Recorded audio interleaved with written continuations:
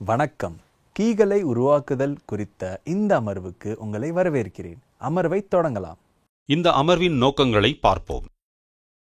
இந்த அமர்வின் முடிவில் நீங்கள் செய்யக்கூடியவை: கீகளின் வகைகளை பட்டியலிடுதல், கீகளின் ஸ்பெசிஃபிகேஷன்ஸ் குறிப்பை குறிப்பிடுதல், கீயின் அட்வான்டேஜஸை குறிப்பிடுதல். கீ என்பது ஷாஃப்டின் ஆக்சிஸ்க்கு இணையாக ஷாஃப்டுக்கும் ஹப்புக்கும் இடையில் செருகப்பட்ட உலோக வெட்ஜ் ஆகும். ஒரு கீயின் அளவு அதன் ஷாஃப்ட் விட்டத்திற்கு விகிதாச்சாரமானதாகும்.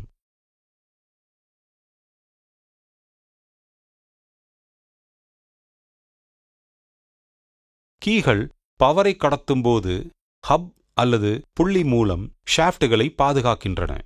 இது அவற்றுக்கிடையே எந்த ஒப்பீட்டு இயக்கத்தையும் தடுக்கும். கீ சீட் என்பது ஷாஃப்டில் உள்ள இடுக்கு மற்றும் கீவே என்பது ஹப்பில் உள்ள இடுக்கு ஆகும். இரண்டும் இணைக்கப்படும்போது இவற்றுக்கிடையே ஒரு கீ பாதுகாப்பாக வைக்கப்படும். பல்வேறு வகையான கீகள் பின்வருமாறு வகைப்படுத்தப்படுகின்றன: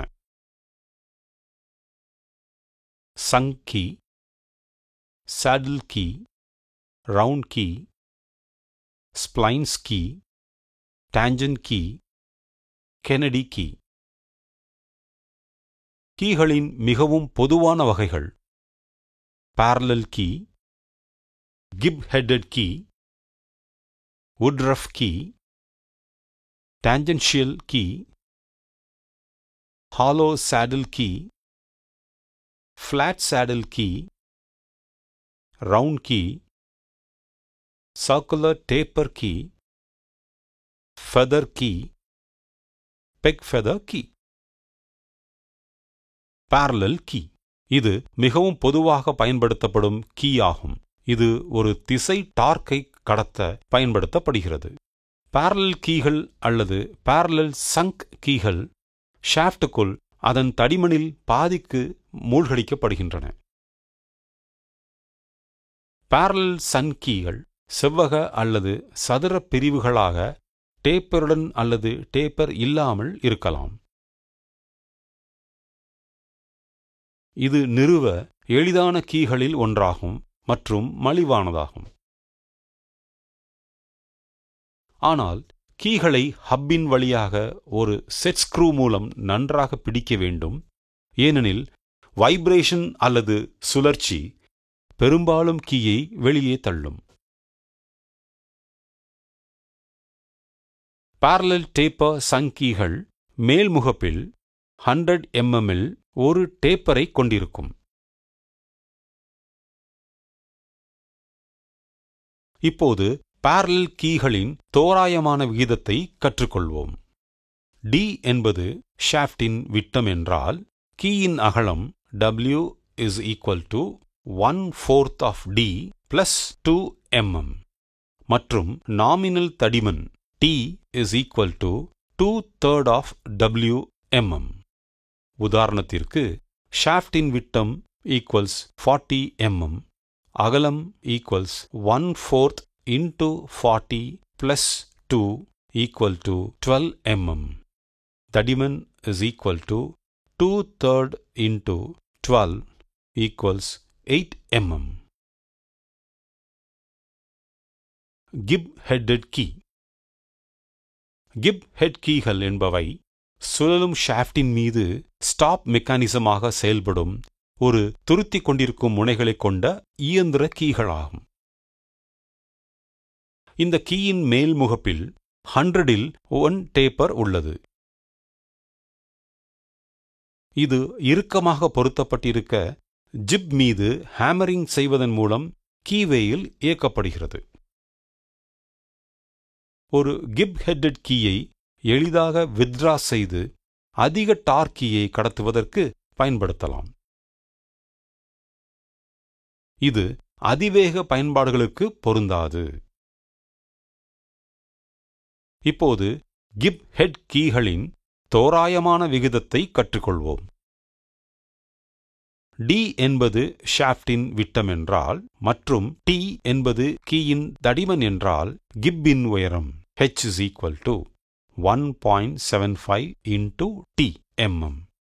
Gib அகலம் b is equal to 1.5 into t mm. கீயின் அகலம் w is equal to 1/4 of d plus 2 mm. Nominal தடிமன் t is equal to 2/3 of w. Chamferin கோணம் equal to 45 degrees. உதாரணத்திற்கு ஷாஃப்டின் விட்டம் is equal to 46 mm. அகலம் w is equal to 1/4 into 46 plus 2 equal to 11.5 plus 2 equal to 13.5, அதாவது 14 mm என முழுமையாக்கப்பட்டது. தடிமன் t is equal to 2/3 into 13.5 equal to 9 mm. h is equal to 1.75 into 9, that is equal to 15.75, அதாவது 16 mm வரை வட்டமானது. b is equal to 1.5 into 9 is equal to 13.5 mm.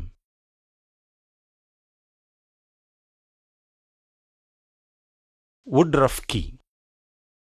இது ஒரு அரை circular key ஆகும். இது இலகுவான டார்க்கை கடத்த பயன்படுத்தப்படுகிறது. இந்த கீ டேப்பர் செய்யப்பட்ட ஃபிட்டிங்கள் அல்லது ஷாஃப்ட்களில் குறிப்பாக பயனுள்ளதாக இருக்கும். வுட்ரஃப் கீயின் தோராயமான விகிதத்தை பற்றி கற்றுக்கொள்வோம். கீயின் ஆரம் r is equal to 1/3 of d mm. தடிமன் t is equal to 1/6 of d mm.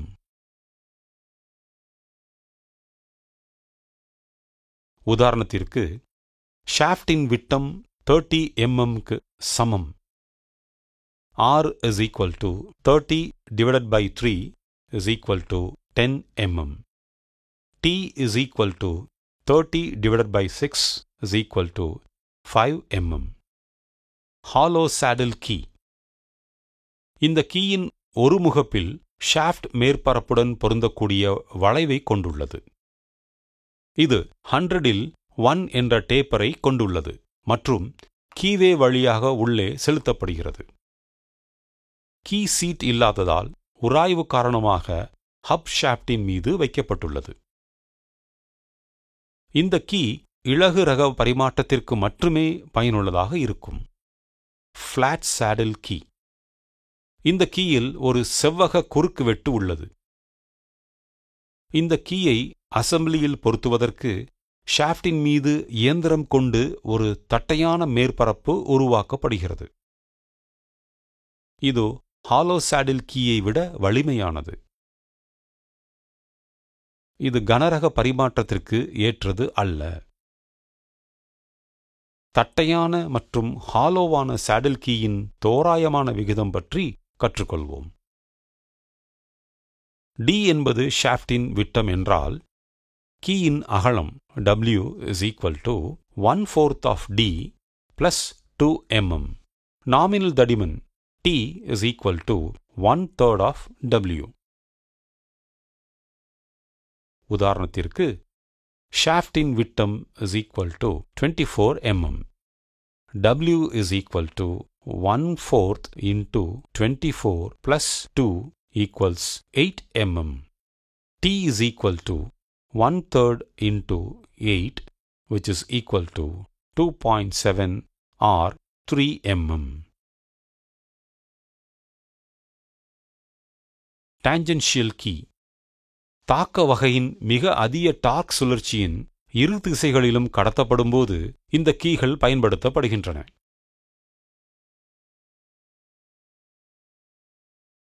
ஒரு டான்ஜென்ஷியல் கீ எதிரெதிர் திசைகளில் ஒன்றுக்கு மேல் மற்றொன்று அமைந்துள்ள 2 டேப்பர் செவ்வக வெட்ஜ்களை கொண்டுள்ளது. 2 செட் கீகள் 120 டிகிரி கோணத்தில் பொருத்தப்பட்டுள்ளன. கீயின் பரந்த பக்கமானது ஷாஃப்ட் வட்டத்திற்கு ஒரு டான்ஜென்ட் வழியாக இயக்கப்படுகிறது. அதே நேரத்தில் குறுகிய பக்கமானது ஷாஃப்டின் ஆரம் வழியாக இருக்கும். ரவுண்ட் கீ இது சிலிண்டர் வடிவ குறுக்குவெட்டு கொண்டுள்ளது மற்றும் டார்க் இலகுவாக இருக்கும் மேட்டிங் காம்பனன்ட்களை பாதுகாக்க அசெம்பிளிகளில் பயன்படுத்தப்படுகிறது. கீ ஷாஃப்டுக்கு இணையாக ட்ரில் செய்யப்பட்ட துளைக்குள் ஒரு பகுதியளவு ஷாஃப்டின் மீதும் பகுதியளவு மேட்டிங் பகுதியிலும் பொருத்தப்பட்டுள்ளது. ரவுண்ட் கீயின் தோராயமான விகிதத்தை பற்றி கற்றுக்கொள்வோம். ஷாஃப்டின் விட்டம் d ஆக இருந்தால் கீயின் விட்டம் small d is equal to 1/6 of capital D. உதாரணத்திற்கு ஷாஃப்டின் விட்டம் equals 30 mm. கீயின் விட்டம் is equal to 1/6 into 30 which is equal to 5 mm.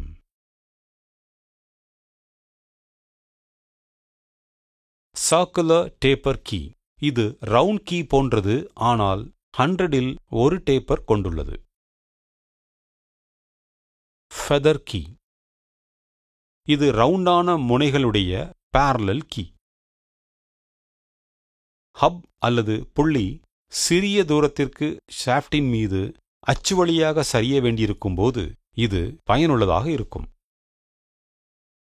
Peg feather key இது ஒரு parallel செவ்வக கீ ஆகும்.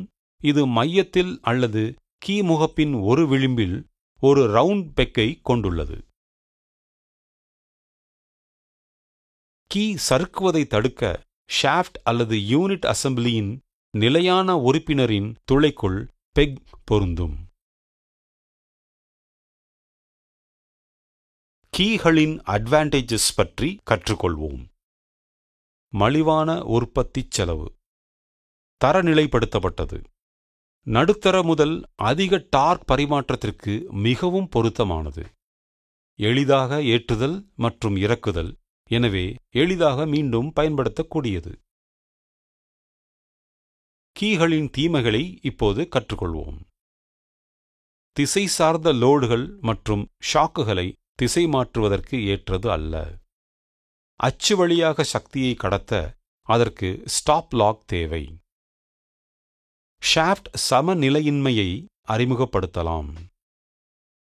கீவேகள் நாச் விளைவு காரணமாக அழுத்த புள்ளியை அறிமுகப்படுத்துகின்றன மற்றும் ஷாஃப்ட் வலிமையை குறைக்கின்றன. ரீகேப் செய்கையில் நாம் கற்றுக்கொண்டது என்னவென்றால், கீகளின் வகைகளை பட்டியலிடுதல், கீகளின் ஸ்பெசிஃபிகேஷன்ஸ் குறிப்பை குறிப்பிடுதல், கீயின் அட்வான்டேஜஸை குறிப்பிடுதல். இத்துடன் கீகளை உருவாக்குதல் பற்றிய பயிற்சி நிறைவடைகிறது. நீங்கள் அனைத்து கருத்துக்களையும் புரிந்து கொண்டீர்கள் என நம்புகிறேன். அடுத்த அமர்வில் சந்திப்போம்.